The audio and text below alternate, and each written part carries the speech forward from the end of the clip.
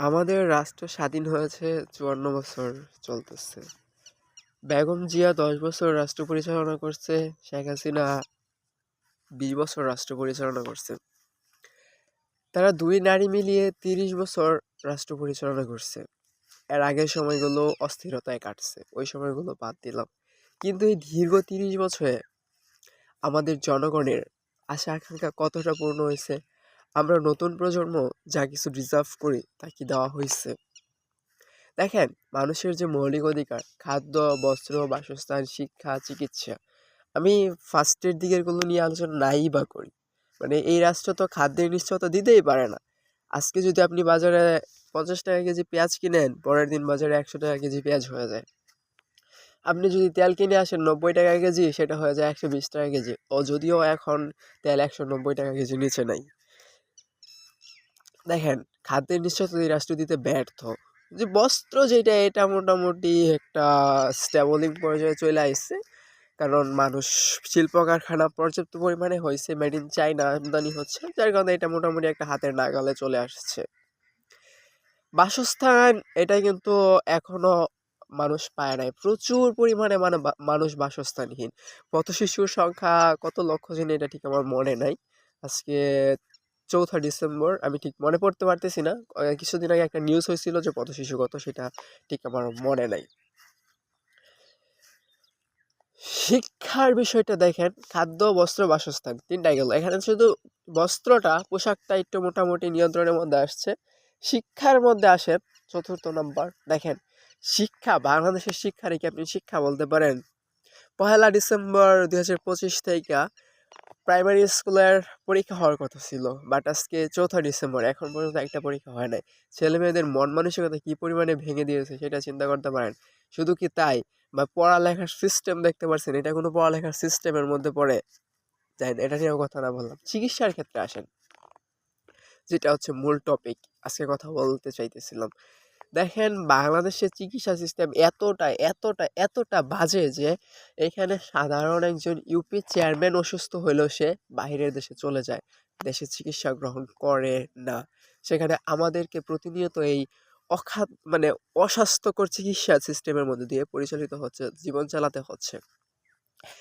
দেখেন, যে আজকে যদি আইন হইতো যে কোনো মন্ত্রী, কোনো এমপি, কোনো প্রধানমন্ত্রী, কোনো চেয়ারম্যান, মেম্বার, কেউ চিকিৎসার জন্য বিদেশ যেতে পারবে না, তাহলে ঠিকই আমাদের দেশের চিকিৎসা সিস্টেম উন্নত হয়ে যেত।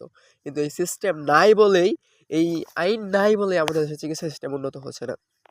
আজকে কিছুদিন যাবৎ খালেদা জিয়া, মানে বেগম জিয়া অসুস্থ, বিদেশ থেকে উন্নত চিকিৎসা টিম এনে চিকিৎসা করানো হচ্ছে, বাহিরে নিয়ে যাওয়া হচ্ছে।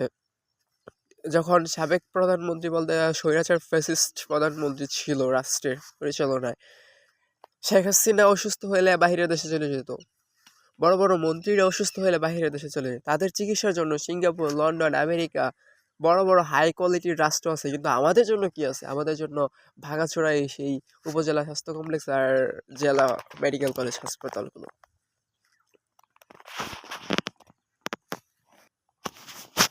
উপজেলা স্বাস্থ্য কমপ্লেক্স আর জেলা মেডিকেল কলেজ হাসপাতালগুলোর মধ্যে উপজেলা স্বাস্থ্য কমপ্লেক্স নিয়ে আসলে কিছু বলার থাকে না। এটার মতো জঘন্য জঘন্য চিকিৎসা মনে হয় পৃথিবীর কোনো রাষ্ট্রে নাই। মানে এখানে জ্বর আসলে মাথা ব্যথার ওষুধ দিয়ে দেয়, মাথা ব্যথা হলে জ্বরের ওষুধ দিয়ে দেয়। কি একটা জঘন্য অবস্থা! একটা রিপোর্টও ভালো আসে না, কি বাজে! জেলা মেডিকেল কলেজগুলো, হসপিটালের কথা বললে এখানে অনিয়ম, দুর্নীতি, স্বজনপ্রিয়তার, মানে স্বজনপ্রীতির কোনো শেষ নেই। টয়লেটগুলো এত বিশ্রী, এখানে গেলেই মানুষ অসুস্থ হয়ে যাবে। মানে সে রুগী, সে যদি ওই টয়লেটে যায় তাহলে আরো রুগী হয়ে যাবে। তাহলে দেখেন আমাদের চিকিৎসা সিস্টেম কতটা বাজে। আমাদের চিকিৎসা সিস্টেমে আমাদের কোনো সঠিক মূল্যায়ন নেই। আমাদের চিকিৎসা সিস্টেমে চিকিৎসা করলে মানুষ সুস্থতার জায়গায় অসুস্থ হয়ে যায়। কিছুদিন আগে একটা নিউজ দেখলাম যে এক ব্যক্তি অসুস্থ হয়েছে, হার্টের সমস্যা হয়েছে, মানে বুকে ব্যথা নিয়ে হসপিটালে গেছে। পরে এক্স-রে করছে, এক্স-রে করার সময় এক্স-রে কইরা রিপোর্ট দিছে যে আপনার বুকের ভিতর তেলাপোকা আছে। তো ব্যক্তি কি মানে হাই কোয়ালিটির মেডিকেল, মানে কি ডায়াগনস্টিক সেন্টার। তারপর হচ্ছে তারা বলতেছে আপনার আমরা বাইরের দেশের, সিঙ্গাপুর না কোন দেশের আর কি, ট্রান্সফার করলো। ট্রান্সফার করার পর ওই দেশে গিয়ে চিকিৎসা নিল, বুক এক্স-রে করলো। আবার এক্স-রে করার পরে ওই দেশের চিকিৎসকরা কইতেছে আসলে না তেলাপোকা আপনার বুকে ছিল না, তেলাপোকা ছিল তাদের এক্স-রে মেশিনে। মানে বুঝেন বাংলাদেশের চিকিৎসাটা কত জঘন্য।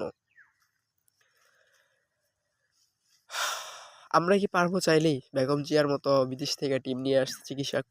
আমরা কি পারবো এমপি মন্ত্রীদের মতো চিকিৎসার জন্য বিদেশ চলে যেতে? কিছুই পারবো না। তাই আমরা চাই রাষ্ট্র আমাদেরকে চিকিৎসা সিস্টেমটা একটু উন্নত করে দেখ। আমরা চাই আমাদের চিকিৎসা সিস্টেম উন্নত হোক, সাধারণ মানুষ যেন কম খরচে হাই কোয়ালিটির চিকিৎসা পেতে পারে সরকারি মেডিকেল কলেজগুলো থেকে। আর যে ডায়াগনস্টিক সেন্টারগুলো আছে বড় বড়, যেমন পপুলার, এভার কেয়ার, ইমনেসিনা, তারপরে কি বিভিন্ন হাসপাতালগুলো যে আছে ভালো কোয়ালিটির, এগুলো থেকে চিকিৎসা নিতে গেলে মানুষ বাইচা থাকে ঠিকই, কিন্তু অর্থনৈতিকভাবে মরে যায়। তো কি এরকম চিকিৎসা নিয়ে আসলে আমাদের কি হবে? মানে আমরা বেঁচে থাকলাম দেহে কিন্তু মরে গেলাম অর্থনৈতিকভাবে।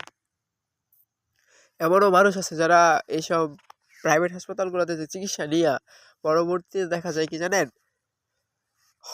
মানে একদম অবস্থা খারাপ, ভিক্ষা কইরাও খাওয়া লাগে অনেকের।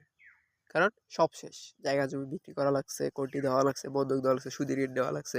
তো আমরা চাই আমাদের চিকিৎসা সিস্টেম উন্নত হোক, প্রাইভেট হসপিটাল গুলোর প্রতি নির্ভর না হয়ে সরকারি হসপিটালগুলো ভালো উন্নত চিকিৎসা দিক, এটা আমরা চাই। পরবর্তীতে যে ক্ষমতায় আসবে তার কাছে আমাদের আমার দাবি একটাই, সেটা হচ্ছে উন্নত চিকিৎসা সিস্টেম বাস্তবায়ন করতে হবে। এই অঙ্গীকার করলে আমরা আপনাকে ভোট দিতে রাজি আছি, নয়তো না।